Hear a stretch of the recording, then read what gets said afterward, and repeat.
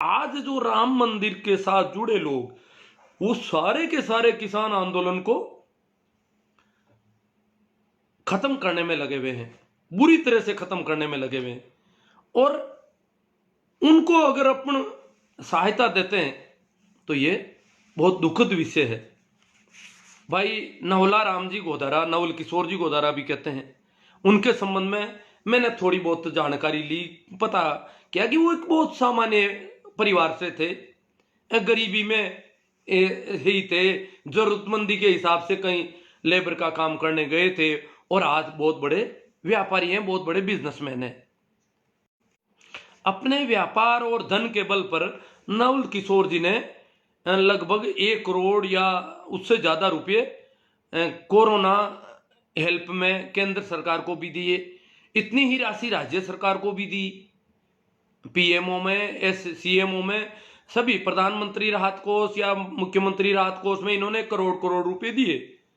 इसके अलावा एक एम्स के सामने किसानों के लिए, बच्चों के लिए, किसानों के बीमारों के साथ आने वाले तीमारदारों के लिए, गांव से दूर दराज से जो लोग एम्स में आते हैं, उनके लिए नहाने धोने रहने आदि के लिए एक कर्मा बाई के नाम से कोई एक बिल्डिंग बन रही है, कोई भवन बन रहा है, उसमें भी उन्होंने 1 करोड़ या समथिंग राशि दी थी। अच्छी बात है, अच्छे कामों में देते हैं। कोरोना में दिया ठीक है, पीएमओ में दिया अच्छी बात है, सीएमओ में दिया अच्छी बात है, परंतु जब हम अपने दुश्मन को नहीं पहचानते और दुश्मन हमारे खिलाफ उस रकम को काम में लेगा इसका भी पता नहीं करते और वहां दे देते हैं थोक में, तो बड़ा दुख होता है, बड़ी पीड़ा होती है।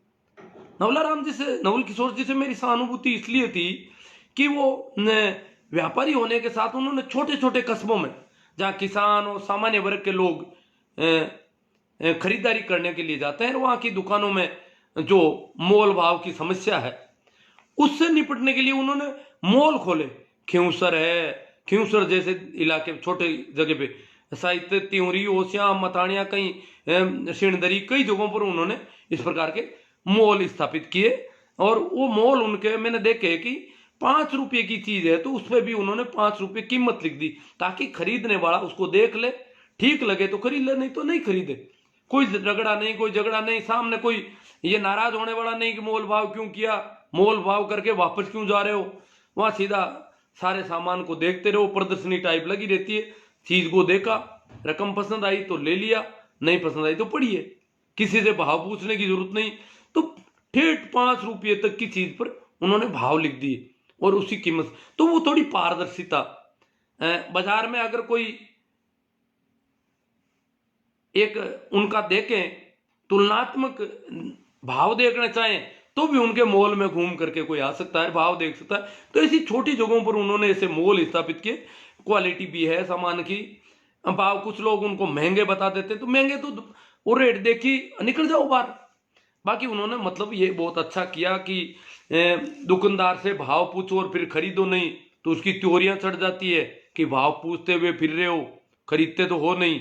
पर वहां ऐसा नहीं, भाव देखो, खरीदो तो खरीदो, नहीं तो नहीं। तो नवल किशोर जी के मैं तो देख रहा था कि वो उन्होंने अच्छा किया कि छोटी जगहों पर गांव के आम लोगों की सुविधा के लिए उन्होंने इस प्रकार के पारदर्शिता वाले माल स्थापित किए। परंतु अब जब इतना दुश्मन को पहचान अभियान चल रहा है, उसके बावजूद वो इस प्रकार ठगे गए, तो मैं चाहता हूं कि जिस प्रकार निर्मल जी गहलोत ने अपना वीडियो वापस लिया, वैसे ही नवल किशोर जी को जिन लोगों ने चंदा दिया, नवल किशोर जी उनसे कहें कि भैया किसान आंदोलन का समर्थन करोगे कि नहीं करोगे। उनसे थोड़ा पूछे तो सही, उनसे बात करें कि ये किसानों के बिल इतने खराब हैं, क्या बात है कि आप इनका विरोध करते जा रहे हो लगातार। क्या ये किसान आतंकवादी है, क्या ये किसान खालिस्तानी है, क्या ये लोग किसान नहीं है। अब जो इस प्रकार मर रहे हैं, सड़कों पर पड़े हैं, ये हालात हैं इस मौसम में, ऐसी परिस्थितियों में, क्या अब भी इनको किसान नहीं मान रहे हो तुम। और इनको मानते क्या है, नकली किसान, फर्जी किसान, कॉमरेड, पाकिस्तानी मुल्ले, पता नहीं अभी भी टुकड़े टुकड़े गैंग, क्या असली किसान है ही नहीं। कुछ लोग कहते हैं भाई ये वो वार्ता सही नहीं कर रहे हैं, कई बार हम चिंता व्यक्त कर रहे हैं भाई न तो ये होमवर्क करके आ रहे हैं, वार्ता कर नहीं रहे हैं, किसानों के विषय पर संवेदनशील नहीं है सरकार। और मोदी जी जब कह रहे हैं कि मैं आने को तैयार हूं, तो मोदी जी को अब खुद को वार्ता कर कि मोदी जी नकली किसानों से वार्ता करेंगे क्या? बड़े भक्त देश में आ जाते हैं कि मोदी जी असली नेता है और नकली किसानों से खुद वार्ता करेंगे। मोदी जी को आपने क्या समझ रखा है? ये किसान नकली है और नकली किसानों से मोदी जी बात नहीं करेंगे। अरे तो मोदी जी नहीं बात करेंगे तो फिर मोदी जी के मंत्री कर रहे हैं, इनको बर्खास्त करो। हमारी जो कार्यपालिका इस देश की, वो सामूहिक उत्तरदायित्व का निर्वहन करती है। जो भी मंत्रिमंडल है उनका सबका सामूहिक उत्तरदायित्व होता है। अगर एक भी मंत्री कुछ गड़बड़ कराए, या तो उसको हटाया जाए और या उसको उससे पल्ला तो झाड़ना चाहिए ना कोई तरीके से। पर मंत्री मिल रहे हैं तो इसका मतलब वो मोदी जी की आदमी है। और नकली किसानों से मंत्री जी क्यों मिल रहे हैं फिर? टुकड़े टुकड़े गएंगे तो मतलब अभी तो कुछ एक मीटिंग में तो उन्होंने शहीद होने वालों को श्रद्धांजलि तक दे दी। पहले तो नहीं दी शुरू में तो, पर अब जाकर के श्रद्धांजलि तक दे दी। तो क्या वो किसान नहीं थे? आतंकवादियों को श्रद्धांजलि देते हो? टुकड़े टुकड़े गैंग के लोग जो मरे दिल्ली के आसपास, उनको मंत्री महोदय और सरकार के आदमी श्रद्धांजलि देते हैं। ये क्या है? ये असली किसान नहीं है तो श्रद्धांजलि किस बात की? तो कई बातें हैं। एक अभी आए हैं भाई ऋषभ शर्मा नाम करके, वो काफी दिनों से प्रयास कर रहे हैं। उन्होंने याचिका दायर कर रखी है हाई कोर्ट, सुप्रीम कोर्ट में। ऋषभ शर्मा कहते हैं कि इन किसानों को यहां से हटाया जाए।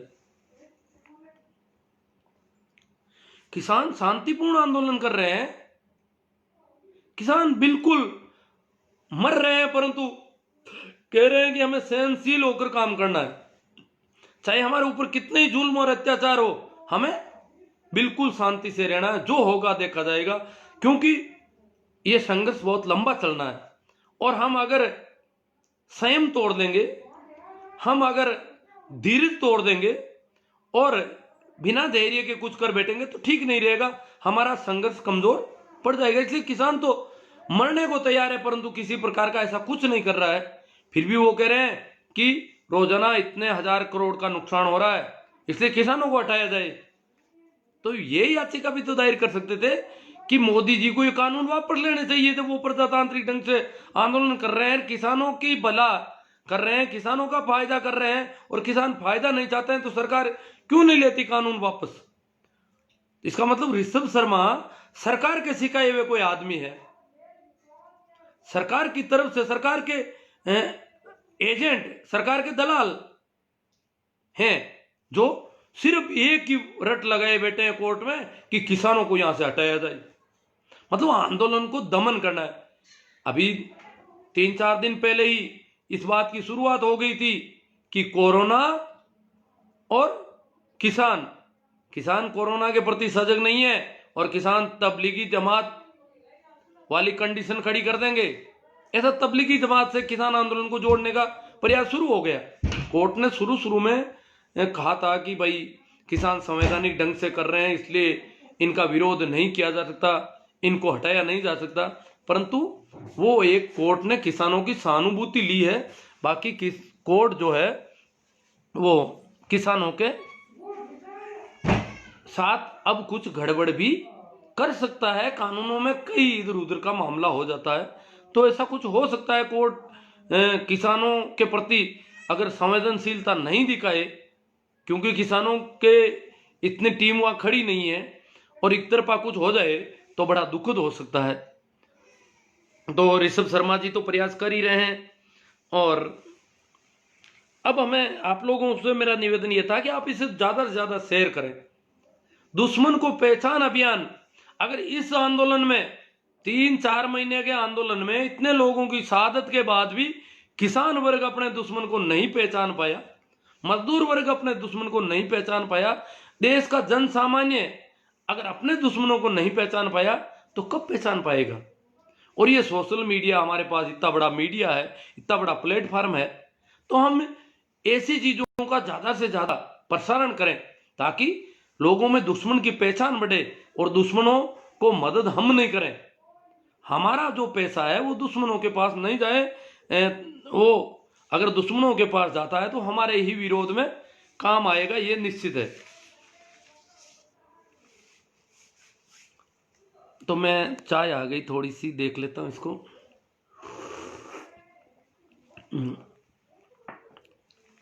हाँ, तो मैं बात कर रहा था, सभी को पूरा ध्यान रखना है। देखो, मैंने काफी इस पे लाइव किए, यूट्यूब पर किया, और भी लोग कर रहे हैं, परंतु जागरूकता जो होनी चाहिए, जिस मात्रा में होनी चाहिए, वो नहीं हो रही है। इसलिए मैं दोबारा आपसे और निवेदन कर देता हूं, आपसे हाथ जोड़ कर निवेदन करता हूं कि इसको ज्यादा से ज्यादा शेयर करें।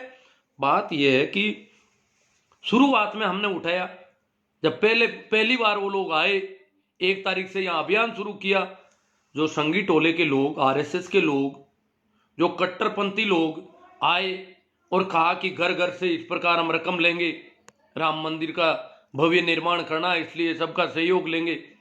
परंतु कोई न तो रुपयों की कमी, पहले भी 1400 करोड़ का गबन हो गया, तो हमने ये अभियान चलाया कि इन लोगों से सावधान हो जाओ, इनको रुपये राम मंदिर में काम नहीं लेने, इनको किसानों के विरोध में रुपये काम लेने। अभी भी वो किसानों का विरोध कर रहे हैं, आम जनता का विरोध कर रहे हैं, तो वो लोग रुपये हमारे ही खिलाफ काम लेंगे, इसलिए हमें इन दुश्मनों को पहचानना है। ये शुरू से हमने शुरू किया, तो उन्होंने बड़ी सावचेती बरती। वो बड़े कस्बों से लेकर छोटे गांवों में अभी भी नहीं जा रहे हैं। उनको पता चल गया कि गांवों में लोग विरोध करेंगे, गांव के लोगों में जागरूकता आ गई है। एक तो गरीबी, और फिर उसमें से पैसे देना, चाहे 10 भी रुपये दें, तो 10 रुपये भी तो सही काम में दें, अपने दुश्मन की ताकत को बढ़ा दें 10 रुपये दे करके। तो इससे ज्यादा बेवकूफी क्या होगी। जैसे एक कहानी सुनी है ना, कि जिस डाल पे बैठा था उसी डाल को काट रहा है, तो हम किसान को ही काटेंगे। अगर किसान की मेहनत से किसान कटेगा, तो ये क्या है, किसान को काटने वालों को अगर हम सहयोग देंगे तो ये बहुत बड़ा हो जाएगा हमारा। हम कमजोर पड़ जाएंगे, बहुत ज्यादा कमजोर पड़ जाएंगे, कि हमारी ताकत हम उनको दे रहे हैं। हमने कभी न तो हम मंदिर का विरोध करते हैं, नहीं हम धर्मों का विरोध करते हैं, जो भी है, हिंदू मुस्लिम जो कुछ है, हम किसी का भी विरोध नहीं करते। और धर्म इन मंदिरों में, मस्जिदों में, इन बिल्डिंगों में, इन मकानों में है भी नहीं। धर्म आदमी के अंतरतल की स्थिति है, अंतस की स्थिति है, आदमी के हृदय का मामला है। ये इन भव्य इमारतों में नहीं है। अगर इमारतों में होता तो भर्तरी मेल छोड़ करके जंगल में नहीं जाते। धर्म आदमी के अंतर की खोज है। इसलिए किसी भी धार्मिक व्यक्ति को कभी ऐसी बिल्डिंगों की जरूरत नहीं पड़ी, किसी मंदिर मस्जिद में जाने की जरूरत नहीं पड़ी। जितने भी धार्मिक व्यक्ति हुए हैं वो कभी मंदिरों में, मस्जिदों में, गिरजों में, चर्चों में नहीं जाते। ये सब एक तरह से देखा जाए तो व्यवसाय है। अब जब इनका व्यवसाय मंदिर है, और जो मंदिर का व्यवसाय करता है, मंदिर के नाम से कमाई करता है, इनकम करता है, मंदिर से लोगों को देता पता नहीं क्या, पर लेता जरूर है, उसका व्यवसाय, वो अपने व्यवसाय को पनपा रहा है, और किसान के बेचारे के व्यवसाय को दबाने में लगा हुआ है।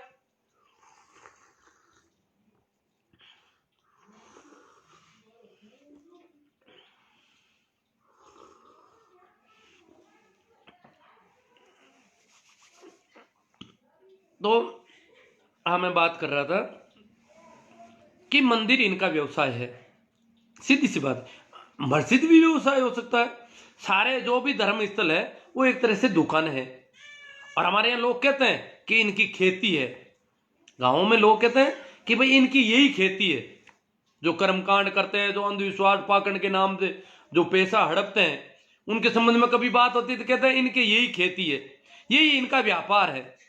तो मंदिर इनका व्यापार है, इनका धंधा है, इनकी खेती है। इनकी खेती को हम नुकसान नहीं पहुंचा रहे हैं। कभी कभी हमने इनकी खेती को नुकसान पहुंचाने का कोई उल्टा फायदा करते हैं इनकी खेती में। हालांकि इनकी खेती ऐसी है जिससे कभी किसी का पेट नहीं भरता।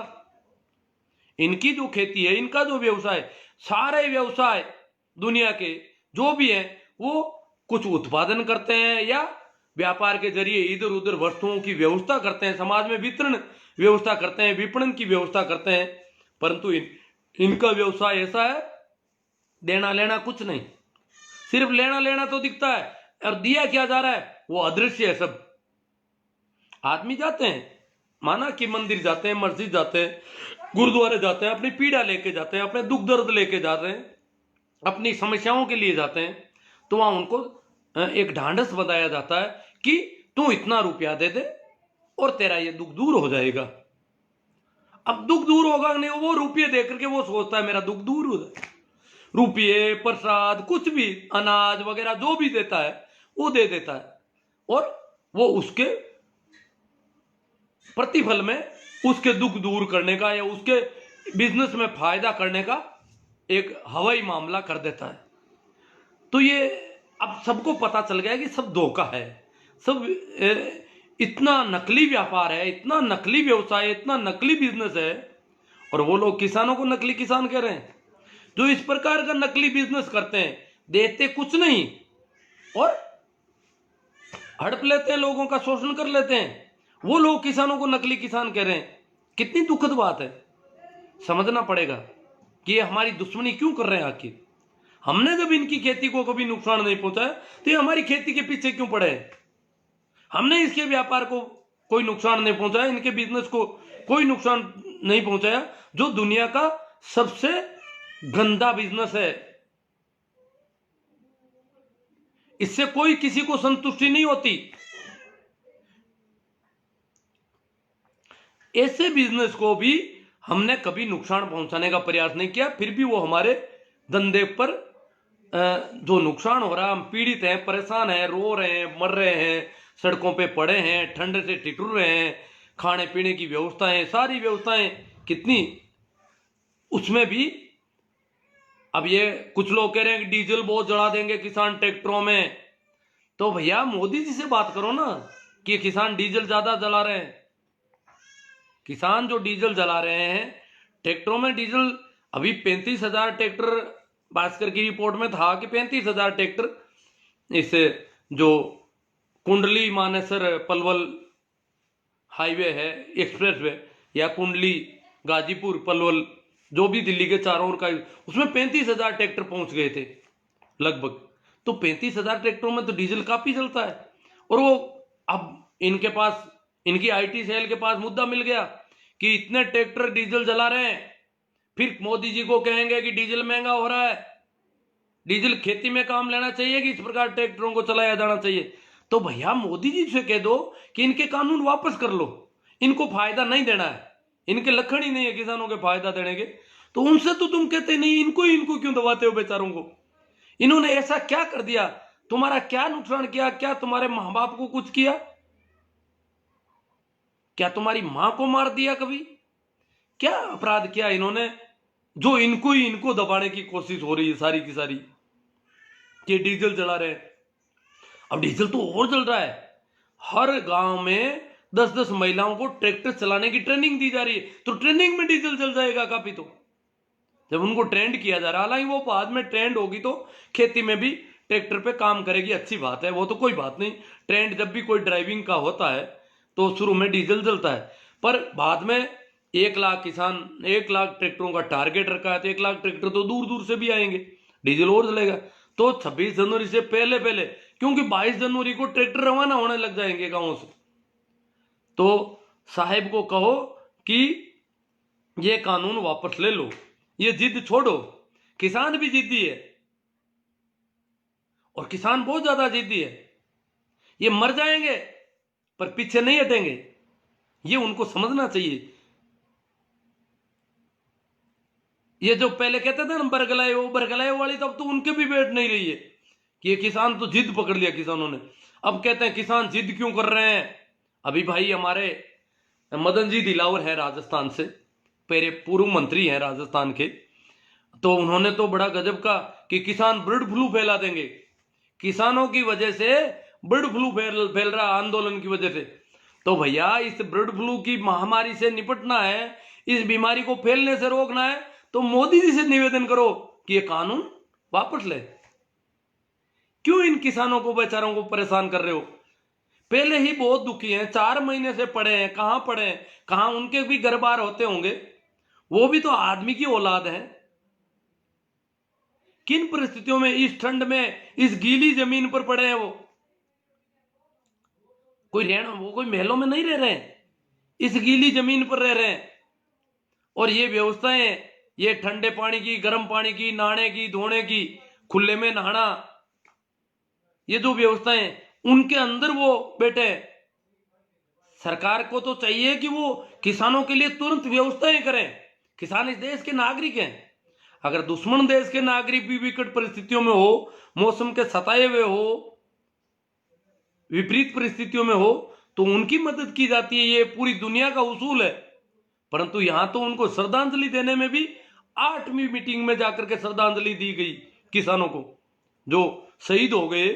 50 से ज्यादा जब शहीद हो गए, तब जाके इनको श्रद्धांजलि देने की सूझी कि इनको श्रद्धांजलि दे दी जाए। अब तो बड़ा दुखद मामला है। ये लोग देखो अब गांवों में आएंगे, ये इन्होंने बड़े, अभी ये गांवों में नहीं आ रहे हैं डर के मारे। आप लोगों में जागृति बहुत तेज है, गांवों में तेजी से जागृति हुई, तो ये डर रहे हैं कि गांव में जाते ही कहीं विरोध नहीं हो जाए। और एक गांव में विरोध हो गया, गांव में वैसे भी गरीब लोग हैं, क्यों पैसे खर्च करें बिना मतलब, और दुश्मन को पैसे क्यों दें? तो एक गांव में अगर विरोध हो गया तो दूसरे गांव में मैसेज जाएगा और सब जगह गड़बड़ हो जाएगी। इसलिए शहरों में अभी बड़ी बड़ी मुर्गियों को पकड़ रहे हैं, करोड़ों ले रहे हैं उनसे। बाकी इनने 10-10 रुपए तक के कूपन छपवा दिए, गरीब से गरीब आदमी से 10 रुपए तो लेंगे हैं, और एक एक आदमी को 1000-1000 कूपन दे देंगे, 10-10 हजार कूपन दे देंगे। इस प्रकार का इन्होंने खेल कर दिया है, वो राम मंदिर के फोटो का कूपन बनाया है। तो सावधान रहना है, इन लोगों से कैसे निपटना है। इनको यही कहना है आ जाए तो कि साहब, जो भी चंदा लेने आए उनसे कहना हम भी राम मंदिर के पक्ष में। हालांकि हम जो राम नाम की बात कर रहे हैं, वो राम नाम संतों का राम नाम है, अंधविश्वास और पाखंड के विरोध में राम नाम था। और रामचरितमानस का जो अभियान चला तुलसी के नेतृत्व में, वो चला पाखंड और कर्मकांड को पुनर्स्थापित करने के लिए। संतों ने पाखंड और अंधविश्वास की जगह, मूर्ति पूजा की जगह, मंदिर और कर्मकांडों की जगह राम नाम स्मरण का मंत्र दिया कि राम नाम करो, राम राम की माला फेरो और अपनी चेतना के स्तर को बढ़ाओ। राम नाम के जरिए एक साधना की विधि दी उन्होंने। तो राम नाम की विधि थी, और इन्होंने रामचंद्र नाम की एक नायक हीरो, जिस पुस्तक का हीरो है रामचंद्र, उसको छपवाया और फिर बंटवाया इसको तेजी से कि यह राम की किताब है। और राम नाम था, सिर्फ राम नाम, राम राम राम राम, ईश्वर को याद करने की विधि थी, टेक्निक थी, एक मेडिटेशन का ढंग था। उसकी जगह इन्होंने रामचंद्र प्रतिस्थापित किया विकल्प के तौर पर। और विकल्प इतना भारी हो गया कि राम नाम को भूल गए, और हमने सोचा कि रामचंद्र जो है वही राम नाम होता होगा, जबकि वो तो पूरा ही पाखंड और कर्मकांड से सनी हुई किताब है, और पिछड़े वर्गों के खिलाफ उसमें कई बातें लिखी हुई है। इसलिए अगर देखा जाए तो ये राम मंदिर का आंदोलन भी निचले तबके के खिलाफ रहेगा।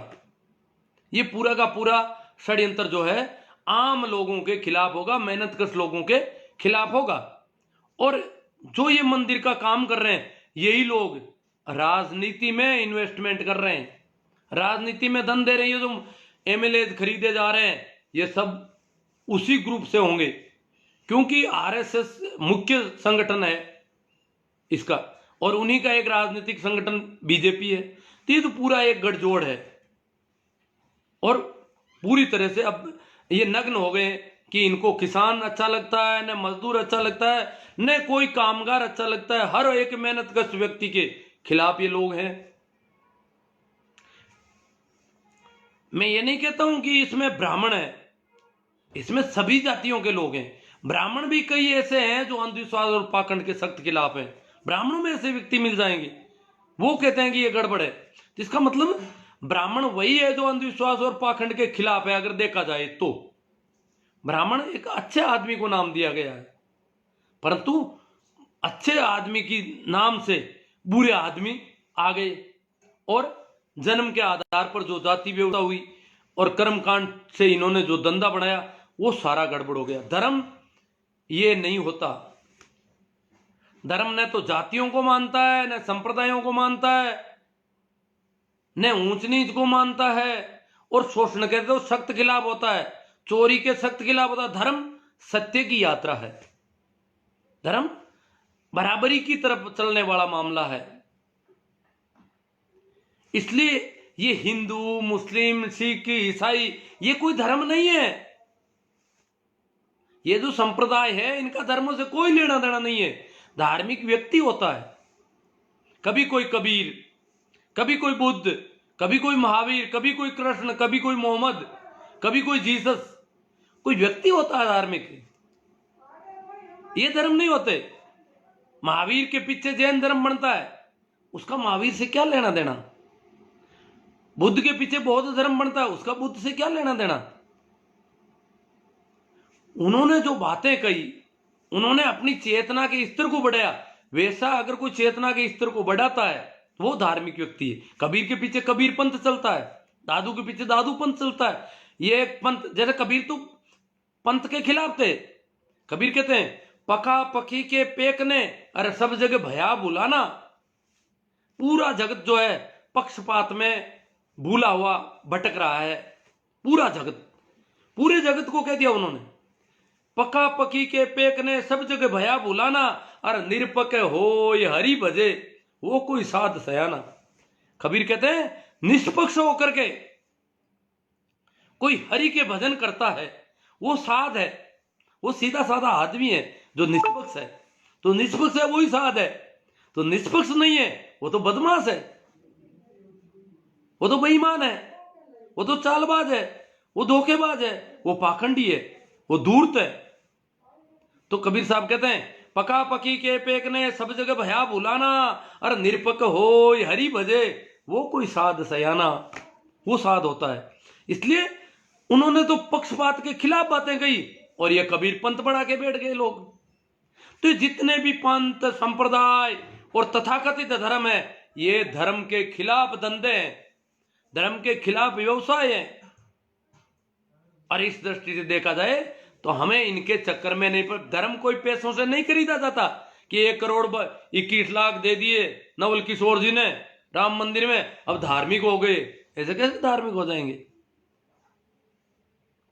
राम मंदिर में 1 करोड़ दिए, मस्जिदों में कितने दिए उन्होंने, ये तो पक्षपात हो गया। और नहीं तो इनमें देने की जरूरत कहां। आदमी जीता जागता भगवान है, उसको मदद करो। हर एक जीव जगत में भगवान दृष्टिगोचर हो रहा है, उसकी हेल्प करो, उसका सहयोग करो। अगर कर सकते हो तो, आपके पास ज्यादा हो गया हो तो वहां तो पक्षपात से भर जाते हैं हम। तो इसलिए ये धर्म जो है बिल्कुल निष्पक्ष का मामला है। और हमें जब ये लोग आएंगे गांव में तो वो सावधानी से काम लेना है कि साहब आप चंदा लेने आए हो, अच्छी बात है, आप मंदिर बना रहे हो, मंदिरों को भी अच्छा माना जाता है, हम भी मान लें कि आप अच्छा काम कर रहे हो, परंतु आप किसानों के साथ दो। आप मोदी जी से आपका राम मंदिर आंदोलन निवेदन करे कि ये किसान आंदोलन जो है उसकी सुनवाई हो जाए, उनकी बात सुनी जाए। अगर वो कानून नहीं चाहते हैं तो अब 4 महीने हो गए, कानून वापस लेना चाहिए। ये जिद किस काम का, नाक बचाने में लगे हुए हैं। वो कह रहे हैं कि प्रधानमंत्री जी की इज्जत का सवाल है, तो आप अपनी इज्जत के सवाल में लोगों को मरने दोगे। इसलिए मंत्री जी कह रहे हैं कोर्ट में चले जाओ किसान, ताकि कोर्ट अगर कह देगा कि भाई कानून नहीं लागू करने तो हम नहीं करेंगे, तो मतलब हम वापस नहीं लेंगे, हम वापस लेंगे तो हमारी इज्जत चली जाएगी और लोग कल कोई मांग करने लगेंगे और हमारे ऊपर सवाल खड़ा हो जाएगा कि ये मनमानी करने वाले लोग हैं। ये जो टुकड़े टुकड़े झूठे फायदे, कानूनों के फायदे बता रहे थे वो सब झूठ निकल गए। अब जो कानून इतने फायदे वाले हैं तो आधे से ज्यादा कानून को तो सरकार सहमत होगी कि आधे से ज्यादा तो इसके हम तोड़ देंगे, संशोधन कर देंगे, ज्यादातर संशोधन कर देंगे, परंतु कानून रहना चाहिए। फिर कहां कानून रहेगा जब इसकी हड्डियां पसलियां निकाल रहे हो आप? सरकार उसकी हड्डियां पसलियां निकालने को तैयार हो गई कानून के ढांचे की। जो कानून खड़ा कर रखा है इन्होंने, उसके ज्यादातर जो है वो वापस लेने को तैयार है, संशोधन करने को तैयार है, पर पूरी तरह से वापस लेकर के हमारी इज्जत मत खराब करो, हमारी इज्जत उछल जाए, हम नंगे हो जाएंगे। तो भैया नंगे होना पड़ेगा आपको। आप तो नंगे हो गए, आप आतंकवादी बता रहे थे, आप टुकड़े टुकड़े गैंग बता रहे थे, आप इनको पता नहीं क्या क्या कह रहे थे, खालिस्तानी, ये वो, नकली किसान, असली किसान खेतों में। तो आप तो नंगे हो गए, आप फायदे गिना रहे थे कल तक, आप नंगे हो चुके हैं। अब आप उस कानून के सारे अंदर से हड्डियां पसलियां निकाल करके और कह रहे हो इतना सा कानून रख लो, आप हमारी बात रह जाए, हमारी इज्जत रह जाए कि हमने मनमानी नहीं की, कानून सही था, किसान मान गए, थोड़ा सा संशोधन किया। थोड़ा सा क्या संशोधन कर रहे हो, पूरा का पूरा संशोधन कर रहे हो आप तो लगभग। कहां थोड़ा सा हो रहा है? तो ये जिद अच्छी बात नहीं है, कानून वापस लेना चाहिए। जब कह रहे हैं कि मैं हाथ जोड़ने को तैयार हूं, झुकने को तैयार हूं, मोदी जी ने ये बात कही है काफी दिनों पहले, तो अब झुक जाओ, अब हाथ जोड़ लो इन किसानों से। कुछ अंधभक्त कह रहे हैं किसान अन्नदाता नहीं है, अन्न उत्पादक है। हम माना कि अन्नदाता नहीं है, देता नहीं है फ्री में, किसी को पैदा कर रहा है, उत्पादक है, मत कहो अन्नदाता, कोई बात नहीं, परंतु किसान यहां का नागरिक तो होगा, उसको संवैधानिक हक तो होगा अपना विरोध प्रदर्शन करने का। उसके बिजनेस को, उसकी खेती को जो नुकसान होने का उसको डर हो गया है, जिसके लिए वो मरने मारने को तैयार, मर रहा है, मार तो नहीं रहा है, मर रहा है बेचारा, तो उसकी सुनवाई होनी चाहिए। अब ये कब होगी? बड़ी विचित्र स्थिति है। तरह तरह के कई इन्होंने अनछट बातें किसानों के संबंध में आज भी चल रही है। कुछ लोग कह रहे हैं पूंजीपति इस देश की रीढ़ है, तो हम भी कह रहे हैं पूंजीपति रीढ़ है। ये जो विकास देखा जा रहा है उद्योग धंधों का, ये जो व्यापार, ये जो इतनी चीजें, ये फोन एक गरीब किसान चाइना से जाकर के नहीं ले आता, ये ऐनक किसान से नहीं बनती, मजदूर से भी नहीं बनती आसानी से, क्योंकि उसके पास इतना तामझाम नहीं होता। इसके लिए भी काफी लेंस वगैरह, ये सारे जो छोटे छोटे उपकरण है, उनको बनाने के लिए काफी उद्योग लगाना पड़ता है, वो उद्योग पूंजीपति लगाता है। तो हमारे देश में मिश्रित अर्थव्यवस्था है, पूंजीपति को भी इस अर्थव्यवस्था के विकास में अहम भूमिका रखी है। हमारे देश के जो सिस्टम है, इकोनॉमी है, उसमें ये मिश्रित अर्थव्यवस्था को अपनाया गया है। तो पूंजीपति को हमने आगे रखा। क्यों आगे रखा? कि देश को विकसित देशों की श्रेणी में ले जाना है, और पूंजीपति के बिना विकसित देशों की श्रेणी में नहीं जा सकते। उद्योग धंधे जरूरी है, उद्योग धंधों से रोजगार मिलता है, हम भी मानते हैं, उद्योग धंधों से रोजगार मिलता है, पूंजीपतियों से विकास को हेल्प मिलती है। सब कुछ जो भी विकास हम देख रहे हैं वो अच्छी पूंजी वाले लोग ही कर पाते हैं। बाकी कम पूंजी वाले तो श्रम कर सकते हैं, मेहनत कर सकते हैं, शोषण करवा सकते हैं अपना जितना हो सके। बाकी ऐसा विकास गरीबों के बूते में नहीं है, ये इन धनपतियों के बूते में। मानते हैं हम भी टाटा के साथ हैं, हम बिरला के साथ होंगे, हम अडानी के साथ होंगे, अंबानी के साथ होंगे, परंतु हम ये भी जानते हैं कि धीरू भाई अंबानी बहुत गरीब आदमी था, कहते हैं लेबर क्लास में था, मजदूरी करता था, और आज भारत का सबसे बड़ा उद्योगपति घराना हो गया वो। ये क्या किया? ऐसे कैसे धन इकट्ठा करने का ये क्या सिस्टम है? दुनिया भर में जितने भी पूंजीपति है, जितने भी धनेडे लोग हैं, उनका सिस्टम है कि एक भी विकसित देश का पूंजीपति इस प्रकार बुरी तरह से हड़पने का काम नहीं करता, उल्टा अपनी पूंजी का बहुत बहाव करता है आम लोगों के सहयोग में। यहां पर आम लोगों का केवल शोषण होता है। दुनिया के लोग अचरज कर रहे हैं कि भारत के पूंजीपति बड़े निष्ठुर हैं, हड़पने में लगे रहते हैं, शोषण ही शोषण करते हैं, धन का अंबार लगा देते हैं, परंतु कभी सहयोग के, भलाई के काम, ढंग के काम कभी नहीं करते। जो जनता से सरोकार रखने वाले काम है, जो आम जन को सहयोग देने, उनको ऊंचा उठाने के काम है, उसमें इनका इन्वेस्टमेंट बिल्कुल नहीं है, इनका कोई हिस्सा नहीं है। ये कैसे पूंजीपति है इस देश के पूंजीपति? आपकी जानकारी के लिए बता दूं कि दुनिया में सबसे ज्यादा कंजूस पूंजीपति भारत का पूंजीपति है। भारत का पूंजीपति कभी वेलफेयर के काम नहीं करता, थोड़ा दिखावा करता। हम सोचते हैं ये तो बहुत दान पुण्य कर रहे हैं, वो कर रहे हैं, वो मंदिरों मस्जिदों में उधर देता होगा। सोशल वेलफेयर, जो जनता की सहायता के जो काम होने चाहिए, वो यहां का पूंजीपति नहीं करता।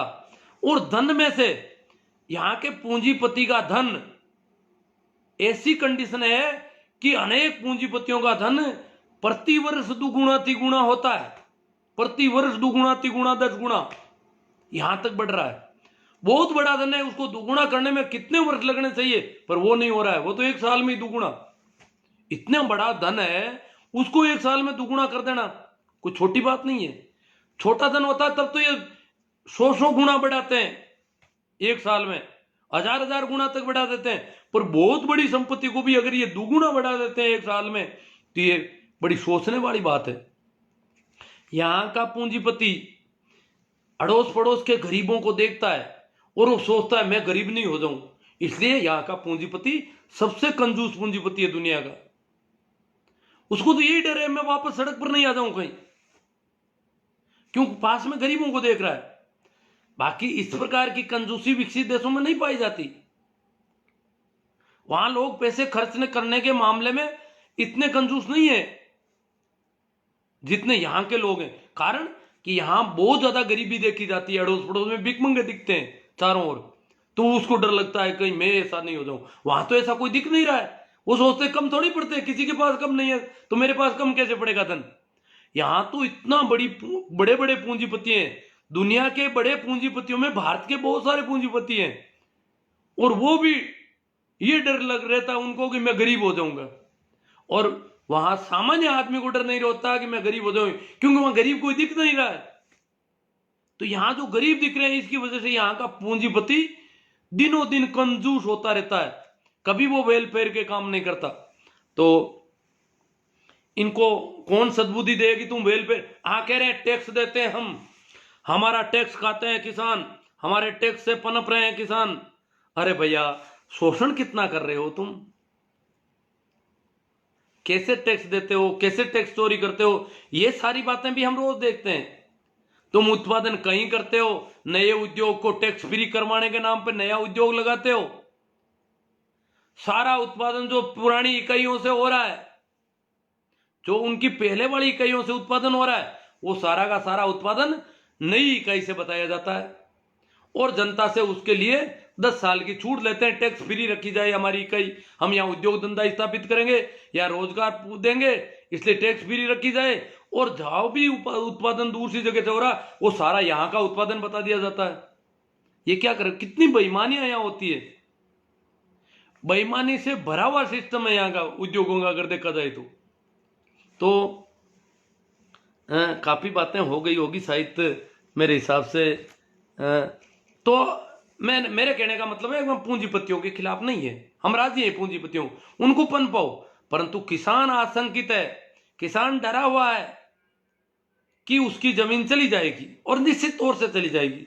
जो कानूनों को किसानों के विशेषज्ञों ने जो देखा है, उनमें साफ दिख रहा है कि मंडियां अगर खत्म होगी, मंडियां खत्म होगी। जब बिना टैक्स के बाहर खरीदा जा सकता है तो मंडियों में कौन आएगा?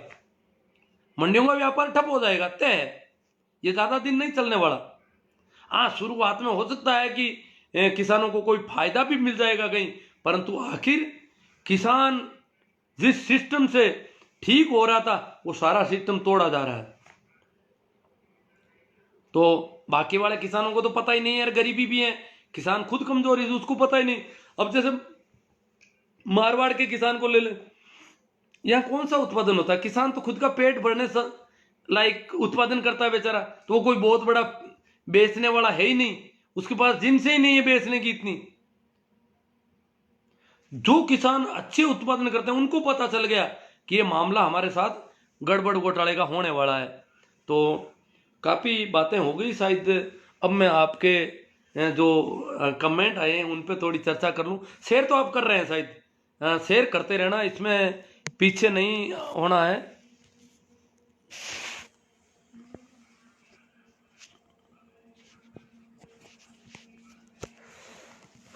हाँ, तो अब मैं सीधी सीधी बात आपसे करूँ कमेंट के जरिए। तो जुड़ गए हैं हीरा राम जी गोदारा, सरवण जी चोटिया, सुरेंद्र जी बाबल, राम सिंह जी जाखड़, जेठाराम जी तंवर, कालू राम जी मेघवाल, महेंद्र जी पूनड़, महेंद्र जी कड़लू, कड़लू के महेंद्र जी हैं, इनेलो में ये हरियाणा, ये कंवरा राम जी। अब इस देश में आप जैसे इंसान की सख्त जरूरत है। मैं तो अभी आप भी मेरे जैसे ही हो जो मेरी मदद कर रहे हो, जो सहयोग कर रहे हो, सभी की जरूरत है। और बहुत सारे लोग हैं, मैं तो घर पे बैठा बैठा देखो लोग ठंड में वहाँ कितना कर रहे हैं, मैं तो अभी वहाँ जा ही नहीं पाया। भाई नमो बुदाई जी कहते हैं कि मदन दिलावर को तो जूता मारना चाहिए। वो जूते देखो, हम किसी को जूते में, किसान आंदोलन बिल्कुल शांति प्रिय आंदोलन है। संयम और धीरज के साथ किसान अपनी मांगों पर अड़े हुए हैं और अड़े रहेंगे। भाई राम सुख जी, रमेश जी सैनी, तुलसी ने हमारे समाज को बहुत नुकसान पहुंचाया, पहुंचाया वो तो है उनका। बागड़िया, बनीराम जी बागड़िया, ओम जी पूनिया, मेघराज जी राव, रंडी रोना रोते रहो सा। अब मेघराज जी को तो पता नहीं क्या चिंता है, हम जो बात कर रहे हैं उसको रंडी रोना मान रहे हैं। समझ में नहीं आ रही कौन सा हम तकलीफ में, हम पीड़ा में हैं। हमारी प्रति सहानुभूति होनी चाहिए कि किसान कितना दुखी है इस देश का।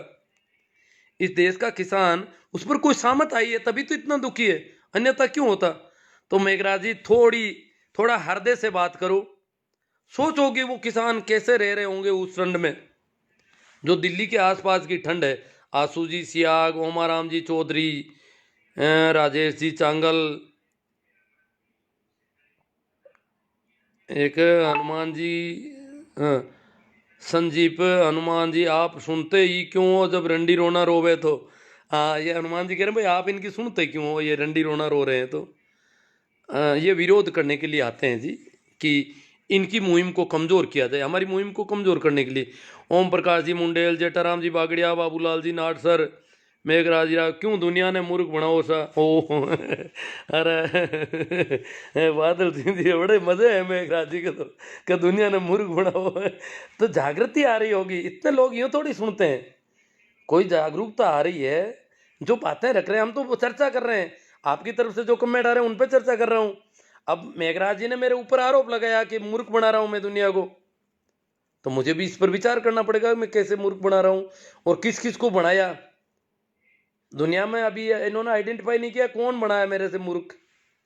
अब जो मेरी हाँ बढ़ रहे हैं वो मूर्ख बन गए नहीं, वो उनको खुद के विचार से, उनके चिंतन में जब उनको बात लगी कि ये ठीक है, तब वो मेरी हाँ भर रहे हैं। कोई वो मेरे कहने से नहीं, मैं कोई दबाव तो किसी पे बना ही नहीं रहा हूं, मैं तो सीधी सीधी बात रख रहा हूं। तो हाँ भरने की कहाँ जरूरत है, मैं आग्रह नहीं कर रहा हूं, कोई मेरा दुराग्रह नहीं है कि मैं कहूँ वही बात मानी जाए, तो मैं कैसे मूर्ख बना रहा हूँ। बादल सिंह जी गुडसर, एम एल लोहिया, सबसे बड़े आप मूर्ख हो जो सुन रहे हो। हाँ, इनको कह रहे मेघराज। आज नागौर के सभी अच्छे अच्छे भामाशाहों ने करीब, अब पता नहीं ये कितने हैं, 50 करोड़ रुपये हो गए शायद, मैं ठीक से नहीं नहीं, ये तो 50 लाख की है। चलो 50 लाख रुपये की राशि राम मंदिर निर्माण में के लिए दी है। अरे आप रंडी रोता नोड़, वो नागौर शहर में दी, गाँव में नहीं आ रहे ना। मेरे गांव में तो शायद अभी नहीं आए, मुझे नहीं लगता। मेरे गांव के लोग तो सवाल पूछेंगे ऐसे कैसे देंगे। अब हम तो पहले ही, हमारे गांव में भी रुपयों की बहुत ज़रूरत है। हम तो गांव में है ही क्या, सुविधाएं कहाँ है पूरी। गांव में जो सुविधाएं चाहिए हमारे विद्यालय में, जहाँ कहीं भी चाहिए, वहाँ तो हम कमज़ोर पड़ रहे हैं, तो कैसे दे पाएंगे इनको।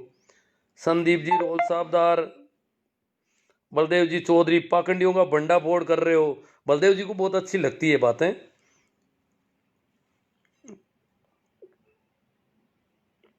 हाँ, इनोले में हरियाणा इन्हें लोग हैं, वो कह रहे तू घना समझदार है भाई, तुम ना बनियो मूर्ख। हाँ, जेठाराम जी बागड़ा जय हो। पंथ संप्रदाय मानवता को बांटता है, सीधा सरल होना ही सच्चा धार्मिक होना है। हाँ, ये क्या कि धार्मिक प्रवृत्ति के हैं भाई बागड़िया साहब, तो इनको धार्मिक जब बात आती है आध्यात्म से संबंधित तो इनको अच्छा लगता है। नमो बुद्धाय। उनको अब वो मेघराज जी को कुछ लोग कह रहे हैं तो अब है दीपक जी कुमावत भी लोहिया बेबाग आवाज़, Hamid Khan wonderful outstanding, Om Prakash ji Chaudhary choice में पूरा कर देंगे, एस के चौधरी जय किसान जय जवान, हिटलर साई लोहिया जी, हक की आवाज़ गुड सर जी, राम सुखबीर पांचोड़ी, जेठाराम जी किसान आंदोलन के समर्थक ही असली धार्मिक है, कट्टरपंथ लकीर पीटना मात्र है अंधाता की यह दशा पूंजीवाद के कारण ही है। हाँ, गणपति डूडी, बाबूलाल जी नाटसर, झोला उठाना उठा कर चल दूंगा। हाँ, ये बाबूलाल जी नाटसर उनका कह रहे हैं, झोले वाले बाबा का। सीपी शर्मा साहब, ये उधर भी ऐसा सोच रहे हैं कि हमारा कौन क्या बिगाड़ देगा, गलतफहमी में ना रहे, सरकार की सहानुभूति को कमजोर ना समझें, पिछवाड़ा लाल कर देगा कानून का डंडा जब चलेगा, किसी को दिखाने लायक भी नहीं बचोगे। हाँ शर्मा जी, हम जानते हैं कि किसानों के साथ ऐसा किया जा सकता है, अभी विचार कर रहे हैं मोदी जी। मोदी जी बहुत ताकतवर है, परंतु किसानों के ऊपर बल प्रयोग करने से पहले उनको बहुत विचार करना है। सीधा तो वो कर ही नहीं पाएंगे, कोर्ट का बहाना लेंगे, कई और जब बहाने इकट्ठे हो जाएंगे, किसानों को बदनाम भी करेंगे, अभी कोशिश कर रहे हैं, और जब इतना कर लेंगे तब जाके ये पिछवाड़ा लाल करेंगे किसानों का। हालांकि पहले भी कोई पिछवाड़ा लाल करने में कमी नहीं रखी है, जो भी करेंगे किसान तो मरने के लिए तैयार है बेचारा। किसान तो आपका सामना, शर्मा जी आपका सामना नहीं करेगा किसान। कई जगहों पर ये शर्मा जी जैसे लोगों ने गृह युद्ध की सी स्थिति कर दी है, हरियाणा में आपस में लड़ रहे हैं, किसानों के सामने खड़े कर रखे हैं इन्होंने आदमी लड़ने के लिए कि किसान आवे तो उनसे लड़ो गाँव में। इस प्रकार ये आपस में भड़का रही है। अभी तो सरकार खुद के पास सरकार की कमजोरी है, तभी तो आपस में भड़का रही है। वो सोच रहे हैं कि आपस में दंगे भड़क जाएं तो फिर हमारे पास बहाना मिल जाए। मेरा सर आपके गांव में चलो रामेश्वर लाल जी कसवा, आपके विचार अनुकरणीय है। जेठाराम जी बागड़े असली देवता किसान है, नमन है हमारा शक्कर देव। कमलेश जी लिम्बा, एम एल लोहिया, 20 लाख करोड़ रात पैकेज का क्या हुआ। हेतराम जी गोदारा डेलू, हाँ 20 लाख करोड़ तो बहुत बड़ी रकम। डी आर मेघवाल जी, कैसाराम जी चौधरी, राजेंद्र जी सियाग जय किसान देव एकता, कैसाराम जी जे डी जाट, राजेंद्र जी, जेठाराम जी भारत के पूंजीपति शोषक और पापी है, देश के सबसे बड़े चोर हैं। हाँ, विकास भले को चोरी बहुत करते हैं। रमेश ठाकर, वीरमाराम चौधरी 10 ग्रुप में शेयर किया है पोस्ट को, बहुत अच्छी बात है वीरमाराम जी, आपका धन्यवाद कि आप किसान आंदोलन में बहुत अच्छा योगदान दे रहे हैं। ये ऐसी पोस्टें शेयर करनी चाहिए हमें दिन भर। मेरी क्या आप देखते हो कानों से बिल्कुल बेकार, ये आंखें ऐनक से काम कर रही है, फिर भी दिन भर में कितना काम करता हूँ आप ताजुब करोगे। रात की 12-1 बजे से पहले नींद नहीं ले पाता हूँ, इतना मैं इन चीज़ों को देख रहा हूँ। घनश्याम जी सियोला, उकमाराम जी बेनीवाल, जेठाराम जी बागड़िया 2 नंबरी और पापी मंदिर बनाकर अपना धन पवित्र करना चाहता है। चौधरी विकास जी खालिया, रामेश्वर लाल जी गोदारा, नवल किशोर गोदारा जी ने राम मंदिर के लिए अगर करोड़ रुपए दान, करोड़ से ज़्यादा किए, 1 करोड़ 21 लाख या कुछ चेक था उनका, जो खबर आ रही है, और उन्होंने अपने एक भगवान को 1 करोड़ दिए हैं, तो गोदारा जी को सोचना चाहिए था कि हमारे देश में गरीब भगवान और बीमार भगवान भी जीते जागते हैं, उनको भी दान देना चाहिए था, जो कि उन्होंने नहीं दिए। मेरे विचार से गोदारा जी के दान का सदुपयोग मुर्दे भगवान की जगह जीते जागे भगवान, अजी वो तो अपने खिलाफ वालों को दे दिया, ये बड़ा नुकसान हो गया। दान भी क्या, दुश्मन को मदद कर दी, अब दुश्मन हमारे ऊपर और हावी हो जाएगा। किसानों का खराब दौर है, लोहिया जी कह रहे हैं। बारू राम जी, सही राम जी जाट, डीजल जलेंगे तो महिलाओं को आगे बढ़ने का मौका मिलेगा, और ये बहुत बड़ी बात है कि हम किसानों की खुशी की बात है कि महिलाएं फिर खेतों में ट्रैक्टर चलाएगी, ये देश का अच्छा संदेश जाएगा जी। रामकिशोर जी चौधरी, सी आर मेघवाल, मोदी भक्त नहीं समझते, दीवराया जी, जटारा बिल्कुल अच्छे पुण्य, असली पुण्य मिलता है, स्कूल अस्पताल में लगा देते। हाँ, लगाने की तो बहुत जगह है जी, लगाने को तो ऐसी बहुत सारी महिलाएं जिनको जापे का सामान नहीं मिलता बेचारियों को। राजेंद्र जी मेघवाल बापेऊ, लगे रहो सर, जागरूकता जरूर है। अभी बिरलोका में कह रहे थे कि एक महिला, इकलौती एकल महिला, उसके रहने के लिए छप्पर नहीं था, और वहाँ रणवीर सिंह जी रावणा और कुछ लोगों ने गांव का एक ग्रुप बना हुआ है, उन्होंने 1 लाख से ज़्यादा रुपये का एक छोटा सा 11 बाई 11 का एक कमरा तैयार कर दिया थोड़े ही दिनों में, उसको अंदर बिठा दिया। बाकी वो खुले आसमान के नीचे रह रही थी, जैसे वो किसान रह रहे हैं, एक गरीब महिला के लिए उन्होंने ऐसा कर दिया। तो ऐसे बहुत कर सकते हैं। रामनिवास जी जाकेड़ा, शंकरलाल जी मूंड, शंकराराम जी, अभिलेष जी मीणा, रमेश जी बेणीवाल, घनश्याम जी बिश्नोई, सुनीता जी मेघवाल, केकल राम जी सारण, हरिजी राम जी सारण, BL रोड़ा।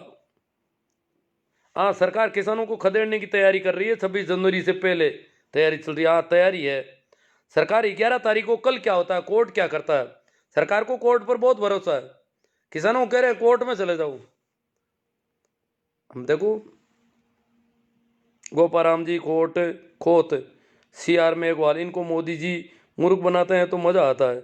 हरजी राम जी सारण, बिल्कुल किसान बहुत दुखी है। सुमेर राम जी डुकिया, ग्रामीण किसान मध्य प्रदेश, AR इनानिया जोधपुर, गुडसर जी, मूलाराम जी मेरिया, KL सारण मार्गदर्शक जी। ऐसे ही जागरूकता करते रहो, आपको सैल्यूट करते हैं। किसान आंदोलन की तरह आपका ही ये जागृति का आंदोलन है एक प्रकार से। हाँ, KL सारण राव बड़े क्या नाम दे रखा इन्होंने, मार्गदर्शक जी। मार्ग तो सबको अपना देखना है, परंतु अगर कोई प्रकाश है और मदद मिलती है तो मार्ग देखने में आसानी हो सकती है कहीं। तो ठीक है, आपको आसानी लग रही है कि अपने मार्ग में कुछ आसानी रहेगी मेरी बातों से, अच्छी बात है। रमेश जी बेणीवाल, दिनेश जी डिडेल, आपके जन जागृति अभियान के हम कायल हैं। दिनेश जी डिडेल कह रहे हैं हम तो कायल हैं, आप जो इतना कर रहे हो। हाँ, तो तभी मैं कर पा रहा हूँ, जब आप लोग इतना सुन रहे हो तभी मैं कर पा रहा हूँ। धीरू डोलिया रोहिणा, किसान हूँ, किसान का दर्द किसान ही समझ सकते हैं। अंधभक्त लोग तो बलात्कारियों को भी समर्थन करते हैं, किसानों का नहीं। हाँ देखो, बलात्कारियों के पक्ष में रैलियां निकाली लोगों ने, इस देश में ये हालत है। सरपंच सिराधन, किसान जब तक परेशान रहेगा देश में तूफान रहेगा, किसान आंदोलन। वैनाराम जी तंवर, लूणाराम जी गोदारा, सरपंच सिराधन, जब तक बंद ना होगा गुफाओं का कोना कोना तब तक बंद नहीं होगा अंधभक्तों का पैदा होना। गुफाओं से पैदा होते हैं क्या अंधभक्त? रमेश जी बेनीवाल, DR मेघवाल, रमेश जी बेनीवाल, बागड़िया भाटी, नहीं भागीरथ जी भाटी, हमारा मार्गदर्शन करने के लिए धन्यवाद, ये कह रहे हैं तूफान रहेगा। रमेश जी बेनीवाल, रमेश जी, नैना राम जी, पीरा राम जी पालड़िया, 7 साल पहले ब्राह्मण हर साल एक पीपा धान लेते लाटा में आते, मैंने 7 साल से पीपा बाजरी देनी बंद कर दी, वो आपकी मौज है। रमेश जी बेनीवाल, धीरू राम जी कड़ेला, रमेश जी बेनीवाल, भाई लक्ष्मण जी जाट, बिल्कुल सही कहा आपने इनानिया जी। हाँ, कोई बात जो थी वहाँ पे बोले हैं ये, अब कमेंट में अब देख रहा हूँ। अब है जैन जेठवाल, उमाराम जी खोजा, तनसुख जी कुड़ीवाल, खरी खरी, इनको खरी लग रही है। हरिराम जी पवार, गुजर साहब, वीरेंद्र जी सिंह जी गुजर है। झूठ मत बोलो, कुछ शर्म करो। मैं झूठ लग रहा हूँ इनको, तो अच्छी बात है। तो आप सत्य का पता करो, आखिर सत्य है क्या? सत्य सिर्फ मोदी जी कहते हैं वही है क्या? वो तो झूठ बोलते नहीं, उनको मन की बात में फायदे बता रहे हैं वो अभी। रमेश बेनीवाल, कमलेश जी निम्बड़, अनुक्रिया विचार, अनुकरणीय विचार लगा कमलेश जी निम्बड़ को। खेमाराम जी गोदारा, वनराम जी, ये क्या पता क्या कह रहे हैं। धीरेन्द्र कुमार जी, राम अवतार राधे, नाथुराम जी मेघवाल, ब्रजेंद्र जी गुजर। कितने पैसे मिलते हैं यहाँ बैठने के? मैं पैसों का भूखा नहीं हूँ, मुझे खरीदने की तो वो लग नहीं रहा है कि आप लोगों के पास कुछ है ऐसा। इस मामले में मैं बहुत संपन्न आदमी हूँ कि मुझे कोई खरीद ले, ऐसा नहीं हो सकता। नेमी जी सोमड़वाल, अंधभक्त और गोबर गणेश, किसानों के बच्चों को सिर्फ इतना अब समझ लेना चाहिए कि इस किसान आंदोलन का विरोध सबसे ज़्यादा किस वर्ग के लोग कर रहे हैं, कम से कम इनको तो पहचानो। और सोचोगी आखिर विरोध किसानों का क्यों कर रहे हैं। मुझे लगता है अब इनको अपनी दुकानें बंद होने का भय सता रहा है। रमेश जी जयपाल, एमएल लोहिया, आप युवा वर्ग के मार्गदर्शक हैं। सुनीता जी मेघवाल, बहुत अच्छे विचार, 2-3 दिन में आपसे गांव मिलने आऊंगी। अच्छी बात है, स्वागत है आपका। मैं सुनता बहुत कम हूँ सुनीता जी, अब देख लेना, आप आती है तो आप जाने अपनी। काना राम जी जानी, राम रतन जी कुचेरिया, जसराज जी चैनपुरा, जसराज जी शेडा पटेल, राउत जी मेघवाड़, ओडिंट, शानदार गुरु जी लगे रहो। से नवीन जी भाकर, राम रकबले वेरी नाइस, इनको कुछ पढ़ नहीं पा रहा हूँ। सुरेंद्र सिंह जी, प्रेमाराम जी दूंदवाड़, धन्ना राम जी ढींगड़ा, ओ धन्ना राम जी अध्यापक हैं, मेरे मित्र हैं। कमलेश जी निम्बड़, अनुकरणीय विचार। अब देखो मैं देख रहा हूँ काफ़ी हैं। बुद्ध सिंह जी रावणा जसोल, अर्जुन जी खान, अजरुद्दीन खान, धन्ना राम जी जय हो शिवनारायण जी, सुभाष जी अरटवाल, एमएल लोहिया, आपके हौसले को सलाम। तेजा राम जी मेघवंशी, बहुत अच्छा मोटिवेशन कर रहे हो साहब। जसराज जी चैनपुरा, मेहरा राम जी, दुकान है आप तो इतना कर रहे हो। कालू परियार, सोनी सर, हमें आपके विचारों से सहमत है sir ji. You are the great guru ji. बादल सिंह जी, ओम जाट जी, कंकड़ा ऐसे, ओम जी, ओम जी कंकड़ावा तो नहीं है, ओम जी कोई कंकड़ा ऐसे अलग है फिर। जसराज जी चैनपुरा, महिपाल जी मेरा, मेगा राम जी सियाव, चीफ जस्टिस, भारत को किसानों को न्याय दिलाने हेतु मोदी को सलाह देनी चाहिए। पेमा राम जी दूंदवाल, तेजा राम जी मेघवंशी, लोकतंत्र बचाओ साहब। हाँ, ये लोकतंत्र बचाना है अपन को। निर्मला जी कुड़ीवाड़, जसराज जी चैनपुरा, पद्मा राम जी, मांगीलाल जी भांबू, दुर्गा राम जी सचिन जी, प्रेमा राम जी, जितेंद्र गोस्वामी, भगवान सिंह जी राठौड़ के, विष्णा राम जी मुंडन, सोना राम जी, बादल सिंह जी, विष्णा, और कई नाम तो वापस वही आ जाते हैं, कुछ वो जो खो गए पता नहीं। महेंद्र जी लटियाल कह रहे हैं आपके जज्बे को सलाम। सरवण राम जी शुक्रिया गुरु जी। तो बहुत सारे कमेंट सही है कि लोग बाद में, कुछ लोग कहते हैं कि हमारे कमेंट को आप जानबूझकर नहीं लेते हो, कि क्या बात है। हालांकि सबको पता है कि मैं जानबूझकर कोई कमेंट नहीं छोड़ता हूँ, विरोधी से विरोधी का भी लेने की कोशिश करता हूँ, क्योंकि कमेंट सबके लेने चाहिए। देवराज जी सिरोही, जसराज जी, धन्ना राम जी झमेला। तो ठीक है, काफ़ी बातें हो गई, शेयर आप कर रहे हो, उस सब के लिए मैं आपका आभार प्रकट करता हूँ। शायद कमेंट भी जो आने थे आ गए, तो इसलिए विदा लेने से पहले एक बार फिर आप सभी को मेरा प्रणाम, नमस्कार, राम राम। शेयर करें और YouTube चैनल को भी जितना हो सके ज़्यादा से ज़्यादा उसमें देखें।